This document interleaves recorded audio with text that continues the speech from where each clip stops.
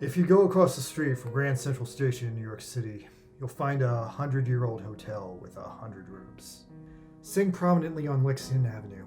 Its name is the Hotel Roger Smith. Apparently there used to be a lot of these at one time, but now the New York one is the only one that's still in business. You can see the name written blatantly on the side of the building in a neon light from the 1920s. And maybe if you ever lost your memory, that might be a good name for you.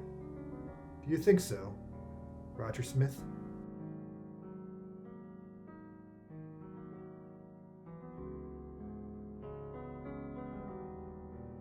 Hey guys, it's the Green Meat Buster again. Welcome to the first episode of Best Episode Ever. And this is the first episode because the original draft for this video, which I made over a year ago on August 25th, 2020, got banned to death by YouTube's algorithm because I used too much actual footage of the actual anime.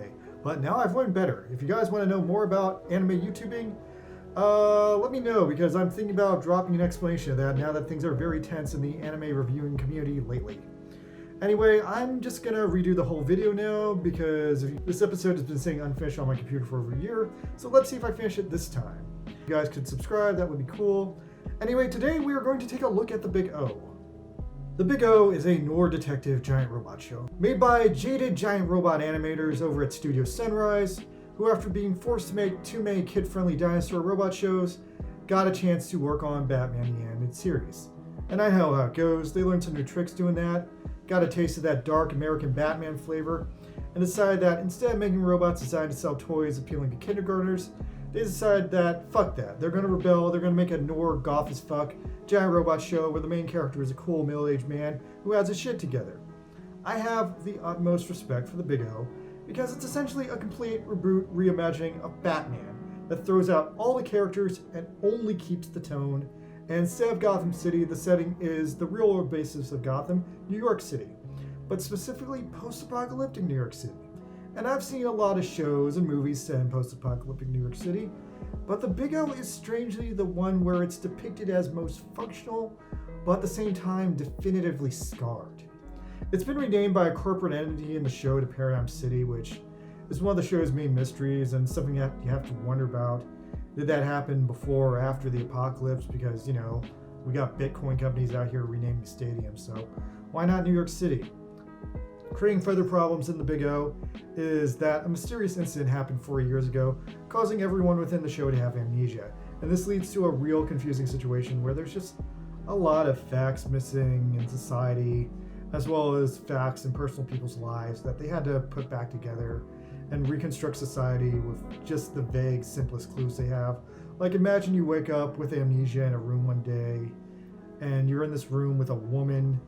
Now, you know you both live together, but you have to contemplate, is she your wife, your daughter, your mother, or your sister? Good luck. That's The Big O. And then there's the show's unrelenting, sombering noir soundtrack, created by Full Metal Panic Gundam Seed orchestrator Toshihiko Sahashi. Pretty much his finest work, and when I'm just enveloped by this perfect noir music, shit just suddenly gets too real for me. Now, if you only have 20 minutes to watch one episode of the show, or you just want to watch one episode to get a feel for it, then I'm just going to tell you today about the greatest episode of Big O, and that's Season 1, Episode 12. Enemy is Another Big. Now, you should know before we dive in, even though it's extremely obvious throughout the show that Paradigm City is New York, and anyone with basic knowledge can see the obvious hints that it's New York City, they never straight up say it in the show. But in this episode, we start out with Dan Doston surveying a place that is infamously named the JFK Mark. And you can tell from the numerous wrecked planes around this mark that's an airport, and anyone who can put two and two together can figure out that this is JFK Airport in Queens, New York. And quite frankly, in a post-apocalyptic New York, that's a goddamn good place to have a giant robot battle. Besides, it's a big flat open space. What more do you need? Now, before I start breaking down the episode, I actually have a lot to say about the villain of this episode, Schwarzwald, because Schwarzwald is the best villain Big O ever had, and this is the definitive Schwarzwald episode. Schwarzwald is my fucking favorite character on the show. In my opinion, the coolest character in the entire series. With Roger Smith being an analog for Bruce Wayne, Schwarzwald is an analog for the Joker, but he is more in line with one of Steve Ditko's philosophy-based superheroes like Mr. A or The Question.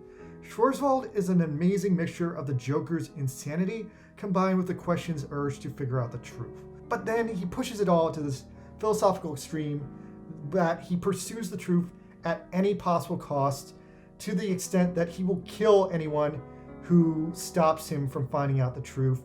And he'll also kill anyone who is, in his view, living an unjust and untrue life in such a way that I've only seen from like literally him and Friedrich Nietzsche. Like, Schwarzwald is one of the fucking coolest villains in pop culture history, because like, if Rorschach from Watchmen is the Question as Batman, Schwarzwald is the Question as the Joker. But he's also essentially what if the Joker was Friedrich Nietzsche and couldn't fucking stand dealing with people anymore. He also takes some minor inspiration from Two-Face in Batman, considering he doesn't have a face anymore and his anti-hero tendencies, and also his bandaged up appearance is a little bit reminiscent of Hush from Batman, which was also like a hot story at the time. Anyway, long story short, he literally doesn't have a face to face people anymore because he burned off his face. Now, if the Joker is going to shoot anyone who doesn't laugh at his jokes, Schwarzwald is just going to shoot anyone who's lying to him. And ironically, since he does live through these philosophical extremes, Schwarzwald is not Roger Smith's enemy, because Roger Smith does not lie to him. He just disrupts his plans. So Schwarzwald ends up having this unusual relationship with Roger where he's somehow his arch enemy and definitely his strongest and most cunning foe. But at the end of the day, Schwarzwald treats Roger more like an abusive but well-meaning uncle, where it seems like he doesn't straight up hate the guy, he's just annoyed that he's trying to stop him from murdering rich people. Schwarzwald has 4 major appearances throughout Season 1 and 2 of Big O. Schwarzwald was first introduced in the episode Underground Terror, where he introduces the archetype Megadeus, supposedly an unrealized, unfinished Big O-style Megadeus without the armor on.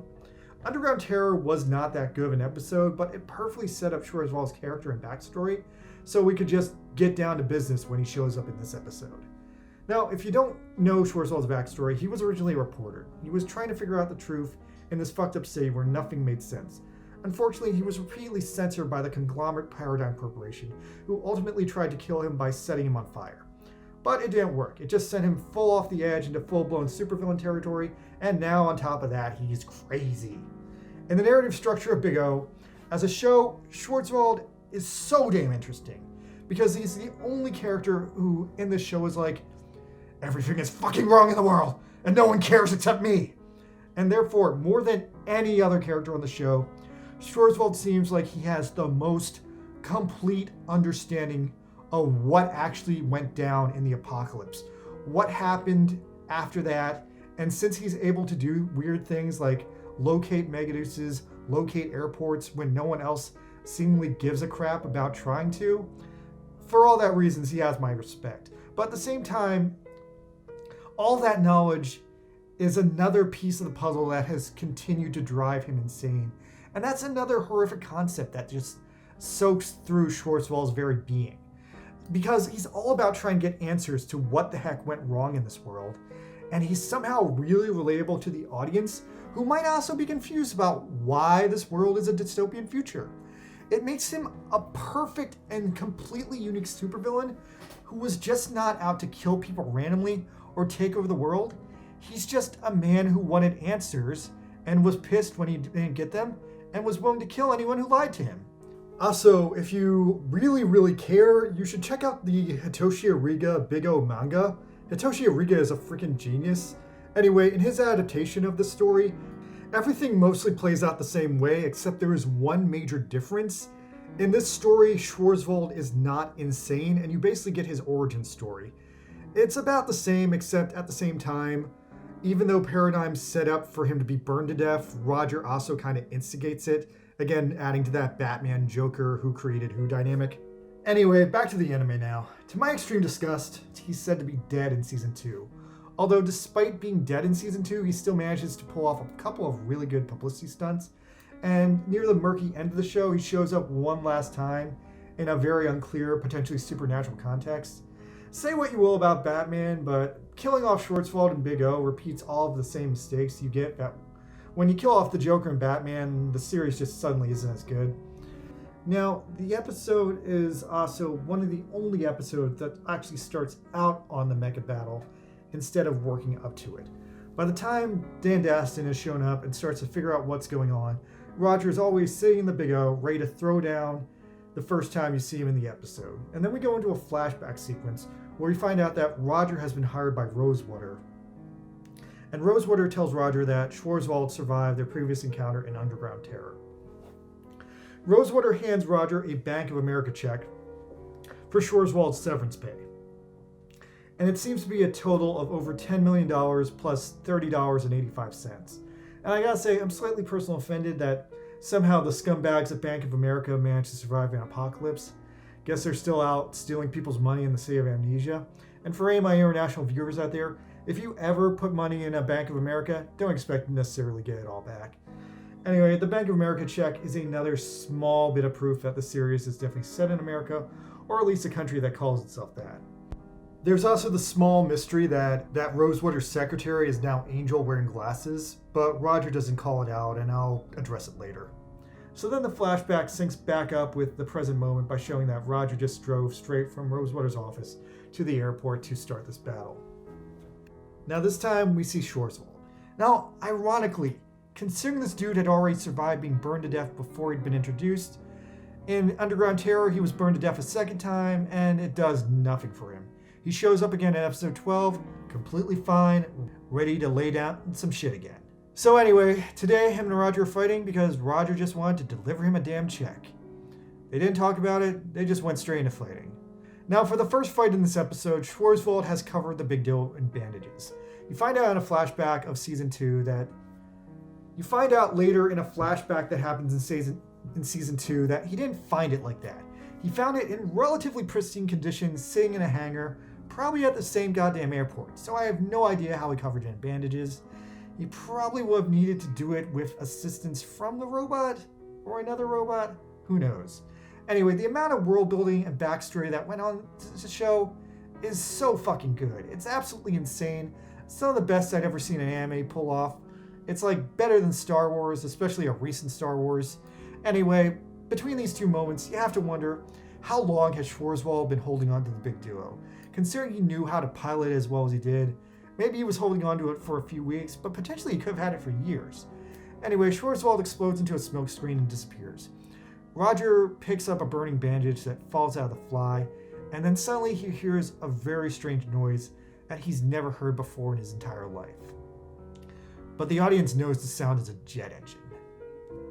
Paradigm is New York City in constantly the worst, shittiest winter weather. I'm assuming that's because it's suffering from a nuclear winter. Anyway, at this point, Roger was pretty sure the big duo can fly despite its size. Now, there's a minor subplot occurring this episode when Angel gives Roger tips to Schwarzwald's current location. This here is another serious example of major world building.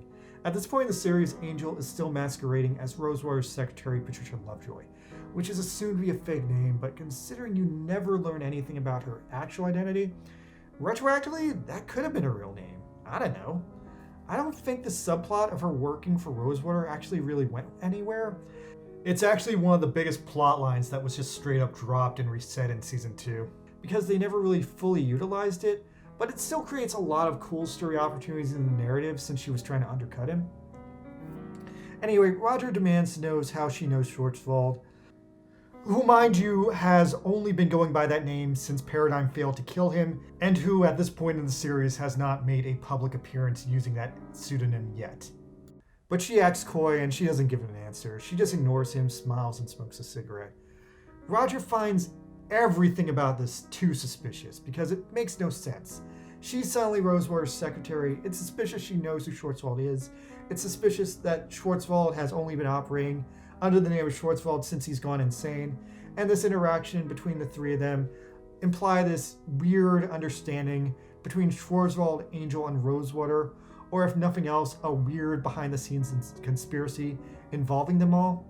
And maybe this is how Rosewater managed to get his hands on Big Foul in season 2, or at least he knew where it was, maybe he ordered it, who knows. Anyway, Roger takes the tip from Angel to face down Schwarzwald, who is attending an upper-class masquerade party. And upon entering the hotel, Roger is greeted by this huge group of incredibly dirty, drunken, stupid, dirty rich people. They're all wearing these masks that are really similar looking to the big duo. And Schwarzwald is there in his clown costume, seemingly running the party while all these people are just acting like the worst, most hypocritical of animals. Roger makes one last attempt at handing over Schwarzwald's $10 million Bank of America check, but Schwarzwald laughs in his face and lights it on fire, and then honestly declares to Roger that he's going to destroy the dome over Uptown with Big Duo to remind the rich upper class that an apocalypse occurred 40 years ago and they learned nothing from it. Now at this point, all the masks the rich drunks are wearing at the masquerade igniting a fire in this ironic symbolism. Since Schwarzwald had his face burned off by the upper class, now he's paying them back by burning off their faces. Several of the rich people jump out of the skyscraper windows on fire because this was a kid's show and it aired in 1999, and before 9/11 you could get away with that. Anyway, Schwarzwald jumps out of window 2 to summon the big duo. Dorothy sees the big duo flying through the sky and reacts to Big Duo's appearance and runs off to do something. Then Big Duo shows up and Roger summons the Big O and it crashes through the complete top of the hotel where he's at. Now, considering that Schwarzwald just burned to death a party of about 50 people, Roger seems to have no qualms crashing the Big O through the entire building and finishing it off. Rosewater, meanwhile, is watching the fight from his office with pure childlike glee, aware of the shit that is about to go down. And here we get our first clear look at the Big Duo. It has a fairly stylistic design. It's not too physically different from Big O, but I love the insane paint job it has. I mean, the swirls on the propeller blades, iconic, and yet kind of real. Now Norman calls Roger and tells him that he has no ammunition after the airport fight, so he's not going to be able to use any of his long-range weapons to target the first flying enemy in the series. So then Big O and Big Duo just go to fucking town on each other, causing major property damage inside the dome. Now, up until this point in the show, the dome has been like sacred territory, and I think if it wasn't so fucking close to the end of season 1, this would have been really cool to explore in the long-term effects of the fights on the city, just because of the whole class divide in Paradigm City. Anyway, Schwarzwald thinks he's won, but at the last moment, Roger manages to dodge Big Duo's main missile bomb attack by using his grappling hook to grab onto the roof of the dome. He then jumps down from the ceiling and lands on Big Duo, and at that moment, it's over. Big Duo loses its engine from the crash landing, and Roger punches its head as much and as fast as he can, and then Big O rips Schwarzwald out of Big Duo's cockpit in a moment of absolute horror. But then, it gets weird. The autopilot on Big Duo kicks in, and in its final moments, it starts sadly walking off completely on its own accord. And Schwarzwald is awestruck by this moment. So he says, "It can't be. It's happening again." What's happening again? Has he seen this before? And then Schwarzwald becomes incredibly philosophical about the true nature of Megadeuces. He then asks, "Do we control them, or do they control us, Roger Smith?" The question which just horrifies Roger down to his core as he watches Big Duo take its final steps. Big Duo finally reaches out in vain at the Paradigm Building, and you're just left wondering, why? What is in that building? What did the robot want from it? And so, in the last few moments of the episode, we go back to Dorothy, who's been watching this battle from a rooftop. She jumps down off the roof and walks into the building she was on, and she finds Angel's lipstick, and she finds Angel's cigarette stained in her lipstick left behind on a couch. Now, I don't fully understand the implications of this scene. It could have been an allusion to Dorothy having a greater understanding of Angel's true motives, or her overall role in the story, or it could have just been a teaser for the next episode, RD, which was heavily focused on Dorothy's backstory. But for all intents and purposes, this is the best episode of Big O. It's the absolute climax of season 1. RD after that was basically just another episode that gave you little bits of story about Dorothy and was mostly just cliffhangers and Easter eggs and breadcrumbs of Easter eggs to keep you interested in going into season 2. Big O season 2, though, was kind of a letdown in the end. Reading up on it now after the fact, it turns out that in between season 1 and season 2, a lot of the writers changed around, And the writers for season 2 were more interested in doing something more psychological and meta, to the point where even after you've seen it all, it's still debatable if season 2 even actually happened, or if it was just Roger having a prolonged mental breakdown, or if the whole show was just some weird Matrix-like simulation. Either way, it ends with a massive time loop going back into the first episode, and by and large, a lot of people weren't happy with it, so we never got season 3. Big O season 1, at least season 1, was one of those rare perfect animes. I think season 2 was okay, but it just was not as good, especially since season 2 also ends on a weird cliffhanger ending, although this time around it just wasn't as compelling because they also tried to wrap things up and then they do a weird reboot at the end. Even though season 2 adds more details, the details just aren't as good as the ones in season 1. Season 1 is way more open-ended, and I feel like there were a lot more possibilities about where things could go in season 1, whereas season 2 just kind of ends things up in a weird, ambiguous spot, and it really throws off the show's momentum. Enemy is Another Big stands up as the best episode of the original series, and probably the best episode of the entire show. Now, don't get me wrong, there were a few other gem episodes in season 1, like Bring Back My Ghost was a very impressive early episode.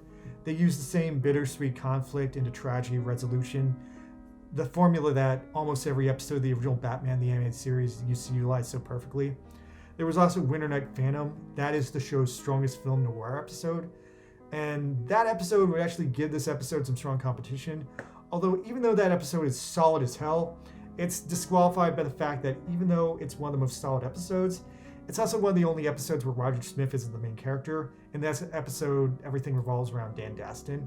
And so that episode doesn't really work as an all-encompassing episode that kind of sums up what the entire story is, even though it does stand out. It's a really good standalone story otherwise.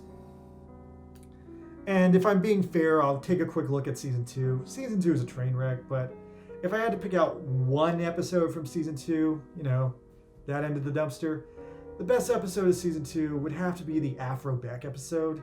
That episode is just a solid comedy filler episode with some epically dumb jokes, including some pretty pointed references to the Brave series that the animators had once worked on and now walked away from. But to American audiences, these come up as simple fuck the Power Rangers jokes, and either way I could laugh at it, so that gets my approval. Now, let's go back to Enemy is Another Big. That is the definitive classic Big O episode. It's the only real episode where we see Roger have an even fight against another pilot mecha, at least in season 1. I mean, he fights Beck a few times, but Beck's a joke. It's the only time where there's even the slightest hint that Roger could actually lose, just because he's at such a disadvantage throughout the entire episode until the very end, where he turns things around with one perfect maneuver in the fight. The fighting is extremely well developed, and on top of that, you get the significant world building from the airport battle to Schwarzwald's twisted upper-class party. And since this is the second to last episode of the series, it's such an interesting place in the narrative, since every single character is up to their own complicated scheme at this point. You have no clue what Rosewater is up to, no clue why Angel is spying on him, no clue why or how Dorothy is spying on Angel, and everyone knows exactly what Schwarzwald is up to, but not what made him crazy enough to do it in the first place. Schwarzwald is the coolest best villain the show ever had. And Big O was just a really solid show, and this is the best episode of Big O. To boil down what the show meant to me, I grew up in the cold, cruel, dangerous, gritty New York City of the 1990s, before the slightly sane Rudy Giuliani chased out the mob. This was the New York City that Tim Burton indirectly captured perfectly in Batman Returns. While Batman the Animated Series perfectly captured the bleak, hopeless perfection of film noir, especially in certain episodes like Heart of Ice or the first Mad Hatter episode, Batman the Animated Series did this amazing thing where they would have these episodes that just ended on perfect snapshots of these broken, twisted supervillain people. And it's hard to say where the perfection of film noir finally clicked, but a perfect film noir piece needs to have a perfect ending. Like Chinatown with Jack Nicholson. That has a perfect film noir ending, but the movie as a whole isn't quite a perfect film noir movie. So, that's a good attempt, but it's a little bit off the mark. Like a perfect noir movie is something like Sunset Boulevard. That's an old movie, but it's a perfect character study of this aging Hollywood actress who descends into madness under the weight of what she wants to do versus the fact that against the cruelty of Hollywood and ageism, they won't let her do it anymore. I miss the Big O. I just don't see anyone else making a futuristic 1940s film noir super robot show set in post-apocalyptic New York City again. Especially not one this good that references comics, French films, and all the other strange places this one went to. I know live-action remakes of anime get a lot of bad press these days, especially since unqualified, immature writers just ruined the Cowboy Bebop reboot. But considering Japan pretty much disowned this show because it was too American, I think a live-action reboot of Big O would probably be our best chance of ever going back to it. Like, if I myself could make the live-action Big O movie, the only thing I know for sure is that Enemy is Another Big would be the climax of that movie. Besides, Alita worked, and that movie just succeeded by changing nothing and only adding stuff, so there's the answer. If you guys think you could do better, let me know in the comments. Anyway, that was the first episode of Best Episode Ever. I have a few more of these planned out because I want to catalog the best episode of a couple other long-running series, especially if a show has like over 100 episodes, or if one episode just stands out from all the others. You know, it might be a good place to introduce the show to people. I might even cover some bad series because, you know, even bad series can have 1 or 2 episodes that stand out from the rest. Alright, you guys, I'm Buster Green. I need 260 more subscribers to get monetized. Thank you. I will see you guys next time.